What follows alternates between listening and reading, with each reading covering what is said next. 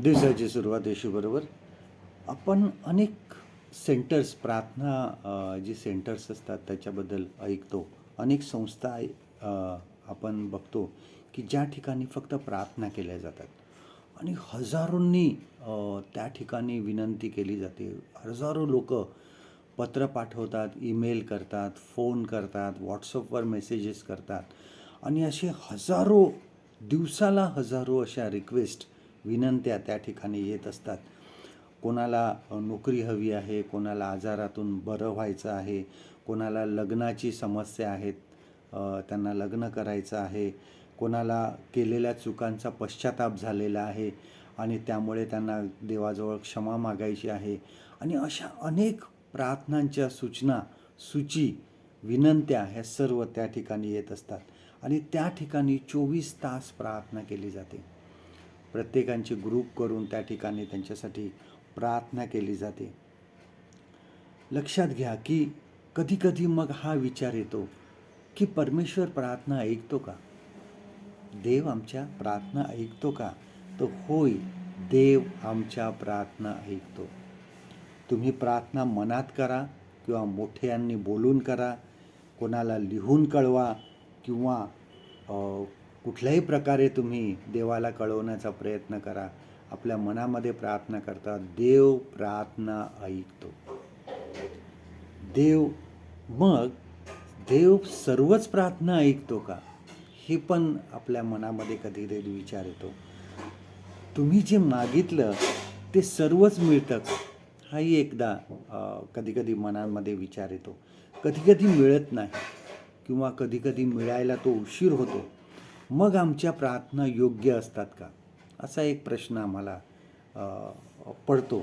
बघा, ह्या ठिकाणी देव प्रार्थना ऐकतो. बघा, स्तोत्र 65 आणि दुसरं वचन काय म्हणतं बघा. साम 65 अँड वर्स 2. ह्यामध्ये दावीद म्हणतो, तू जो प्रार्थना ऐकतो त्या तुझकडे सर्व मानवजात येते. तू जो प्रार्थना ऐकतो, मग याचा अर्थ देव आमच्या प्रार्थना ऐकतो. मग कधीकधी आम्हाला असं वाटतं की आम्हाला जे काही आम्ही मागितलं ते मिळायला उशीर झालेला आहे. देव प्रार्थना ऐकत तर नाही ना, किंवा त्याला मंजूर तर नाही ना आमच्या प्रार्थना. मग हे असं का होतं?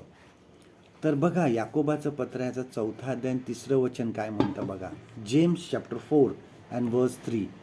तुम्ही मागता परंतु तुम्हास मिळत नाही, कारण तुम्ही अयोग्य प्रकारे मागता, म्हणजे आपल्या चैनीकरता खर्चावे म्हणून मागता. बऱ्याच वेळेस अशी प्रार्थना अयोग्य सुद्धा असू शकते की देव ती ऐकत नाही. कधीकधी आपले जे पाप असतं, आपल्या जीवनामधील पाप असतं, ते आमच्या देवामध्ये आणि आमच्या प्रार्थनामध्ये अडथळा निर्माण करतं. बघा, ह्यासाठी आपण स्तोत्रसंहिता 66 आणि 18 वचन बघा काय म्हणतात. साम 66 अँड वर्स 18. माझ्या मनात दुष्कर्माचा विचार असता तर प्रभू माझे न ऐकता.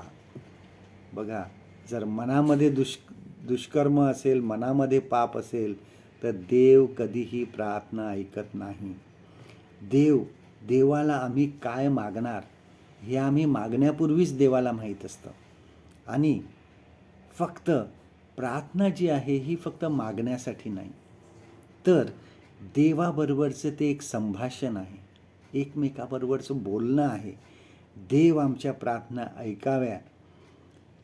ऐकतो व म्हणून त्याच्या कृपेने तो सर्व काही पुरवतो, पण ते योग्य वेळी पुरवतो.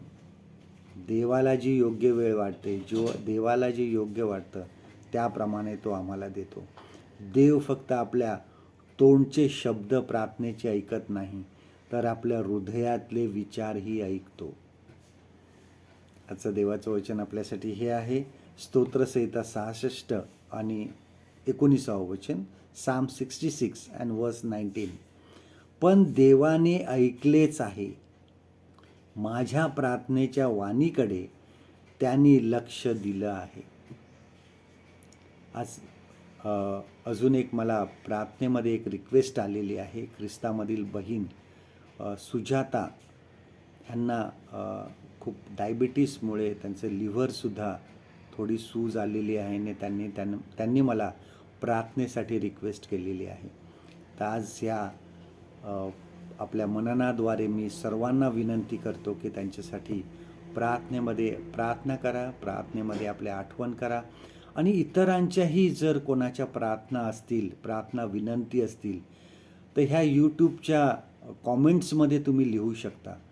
जरुरी नाही की तुम्ही तुमचं संपूर्ण नाव लिहा, संपूर्ण पत्ता लिहा, काही गरज नाही. तुमचं पहिलं नाव किंवा शेवटचं नाव घेऊन तुम्ही तुम्हाला कशाबद्दल प्रार्थना करायची आहे हे जरी तुम्ही त्यामध्ये लिहिलं तरी तुम्हा सर्वांसाठी प्रार्थना केली जाईल.